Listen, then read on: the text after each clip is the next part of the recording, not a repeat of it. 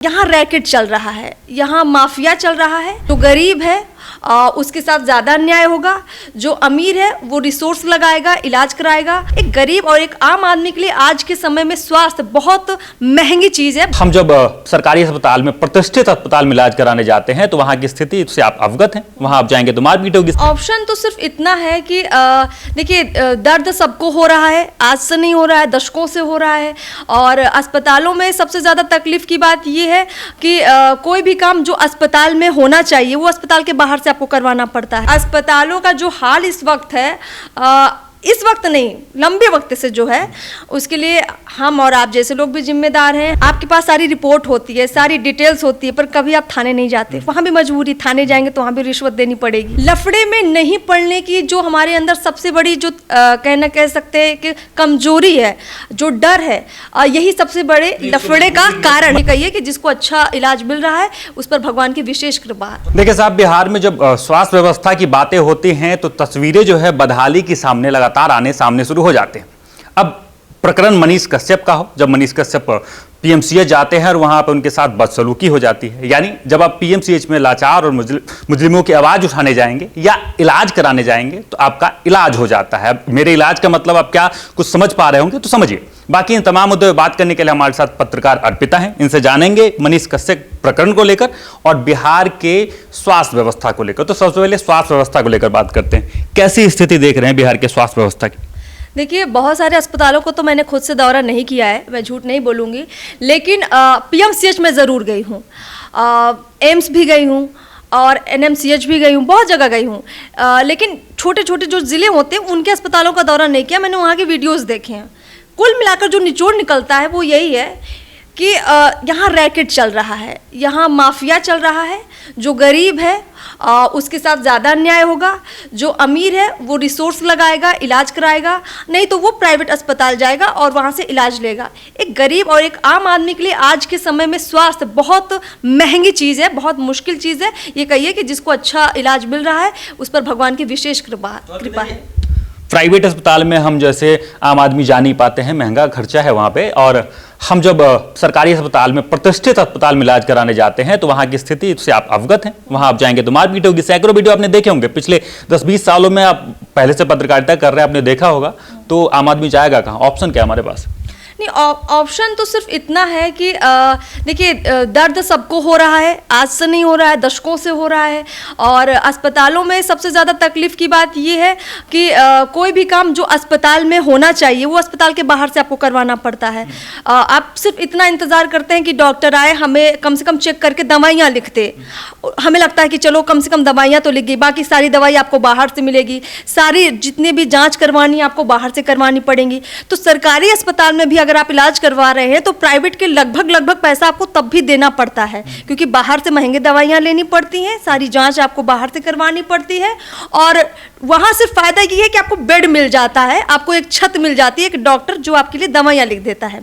कुल मिला के मुझे लगता है कि अस्पतालों का जो हाल इस वक्त है, इस वक्त नहीं, लंबे वक्त से जो है, उसके लिए हम और आप जैसे लोग भी जिम्मेदार हैं। हमारी जिम्मेदारी इस तरह से है कि हम जब अस्पताल में जाते हैं, हमारे साथ कुछ गलत होता है तो हम कुछ बोल नहीं पाते हैं। वजह बोल तो पाते हैं, हम वीडियो बनाते हैं और जब वीडियो बनाते हैं तो हमारा मोबाइल तोड़ दिया जाता है, हमारे साथ मारपीट होती है, तो हम कैसे जाएंगे? हम थाने नहीं जाते ना। ये ऑप्शन ठीक है। जब आप वीडियो बना रहे हैं, आपके साथ गलत हुआ, कितने ऐसे लोग हैं जो उस मुद्दे को लेकर थाने पहुंचते हैं। आपके पास सारी रिपोर्ट होती है, सारी डिटेल्स होती है, पर कभी आप थाने नहीं जाते। वहाँ भी मजबूरी, थाने जाएंगे तो वहाँ भी रिश्वत देनी पड़ेगी। तो यहाँ आदमी के अंदर एक छोटा सा डर भी है कि हम इलाज कराने आए हैं और इस लफड़े में ना पड़े, इसलिए निकलना चाहते हैं। बिल्कुल, लफड़े में नहीं पड़ने की जो हमारे अंदर सबसे बड़ी जो कह सकते हैं कि कमजोरी है, जो डर है, यही सबसे बड़े लफड़े का कारण है। मजबूरी भी है लेकिन कारण भी यही है। हर कोई अगर बड़े लेवल पर भी नहीं, अगर छोटे छोटे लेवल पर भी आवाज़ उठाने लग जाए तो मुझे लगता है थोड़ा तो डर बनेगा इनके मन में। जो माफिया की मैं बात कर रही हूँ, थोड़ा डर बनाना ज़रूरी है। आप बनेंगे आवाज इन सब की? क्या आप आवाज उठाएंगे? आप एक पत्रकार हैं तो एक सवाल तो बनता है, क्या आप पीएमसीएच में जाके वीडियो बनाएंगे? देखिए पीएमसीएच में वीडियो बनाने का आपको पता ही है कि वहाँ अभी प्रतिबंधित है, तो जैसे ही हम गेट पर जाएंगे वहाँ पर आपको पता है कि क्या वाकया होगा। मनीष कश्यप जी के साथ तो हो ही चुका है, उससे पहले कई लोगों के साथ हो चुका है। तो वहाँ आ गया कि एक डर है तो देखिए, और आदमी बचना चाहता है इस डर से। तो आपने कहा ना कि आप वहां जाके वीडियो तो नहीं बना सकते, पर आज हम आपके सामने उन पीएमसीएच के अंदर जो कुछ भ्रष्टाचार चल रहा है खुलकर बोल रहे हैं, आपके साथ भी बोल रहे हैं, अपने चैनल पर भी बोल रहे हैं। इससे पहले भी हमने इस मुद्दे पर बहुत बातें की हैं, लोगों से हमने ओपिनियन भी लिया है। तो हमारी तो पूरी कोशिश है कि जहां भी भ्रष्टाचार हो रहा है, किसी भी अस्पताल में अगर किसी के साथ इस तरह गलत हो रहा है, किसी भी आम व्यक्ति के साथ हो रहा है, तो उसको न्याय मिलना चाहिए।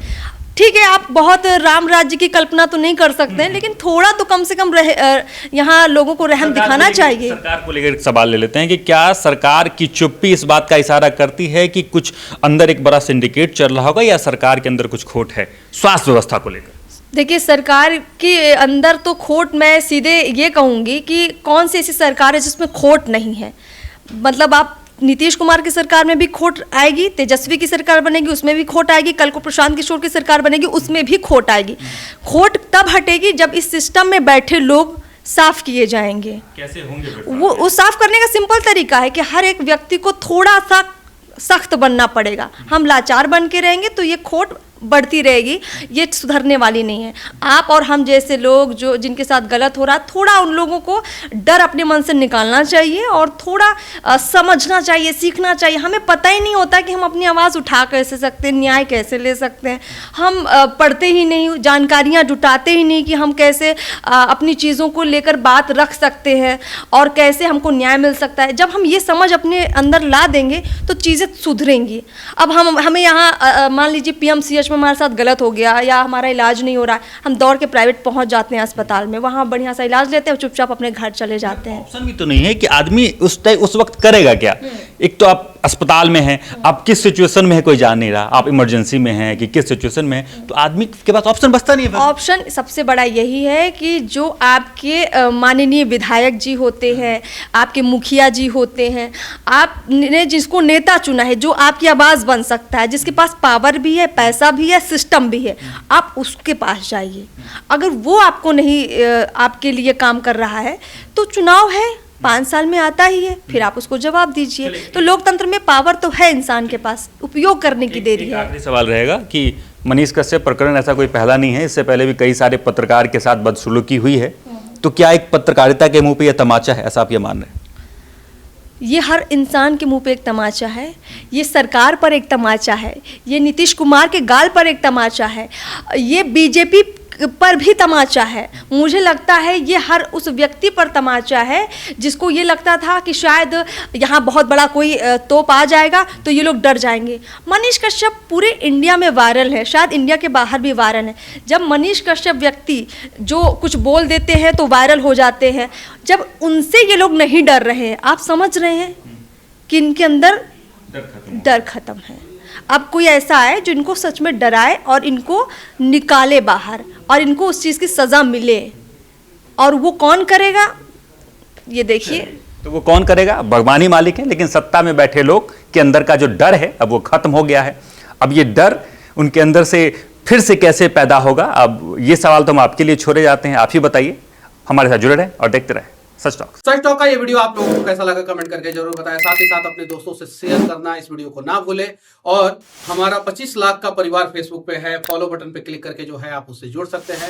यूट्यूब पे भी लगभग 25 लाख का परिवार है हमारा, उस पे भी जो है सब्सक्राइब बटन पे क्लिक करके आप जुड़ सकते हैं। साथ ही साथ इंस्टाग्राम और ट्विटर पे भी जो है आप फॉलो करना ना भूलें, तब जाके जो है आपको वीडियो का नोटिफिकेशन सबसे पहले मिलेगा। जय हिंद।